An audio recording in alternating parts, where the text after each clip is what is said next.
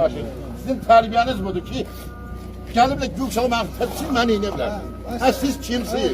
Siz nə danışırsınız? Siz TikTok'a çıxmaqla düşünürsünüz qəhrəmansınız, bunu Bakı elədi. Və mənim elədiyim sizin burnunuzdan gəlsin.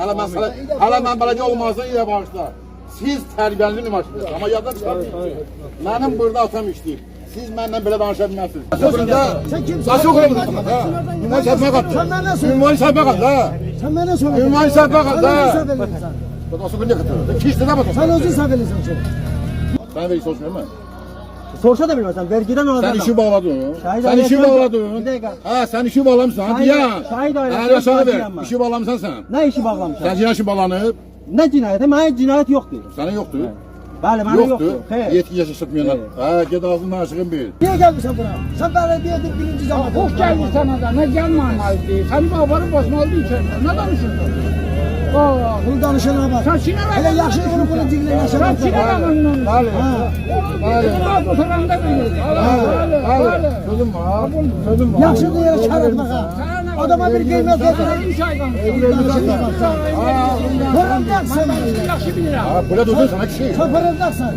Böyle durdun sen. Böyle fırıldaksın sen. Durdun sen. Sen fırıldaksın. Fırıldak ağaçtan düşendi. Böyle. Ben kişi adam olmuş o 60'ım böyle. Sen hardaydın. Sen hardaydın. Sen hardaydın. Sen onu görmüşsün. Sen hardaydın.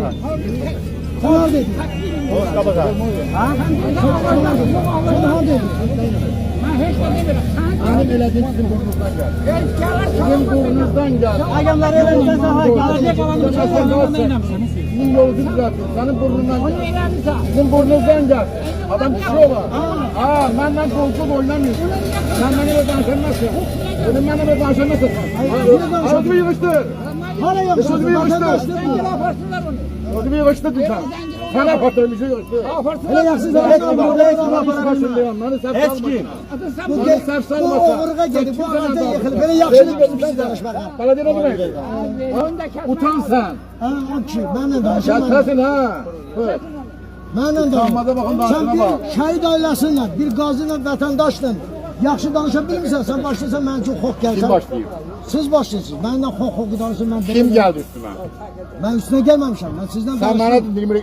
Aa, iki kişisən, ne bilmem, ne bileyim sen. Sen bana kendi Dedim, bilirsin. yox, bu neçə Sen günü bana- hardasan?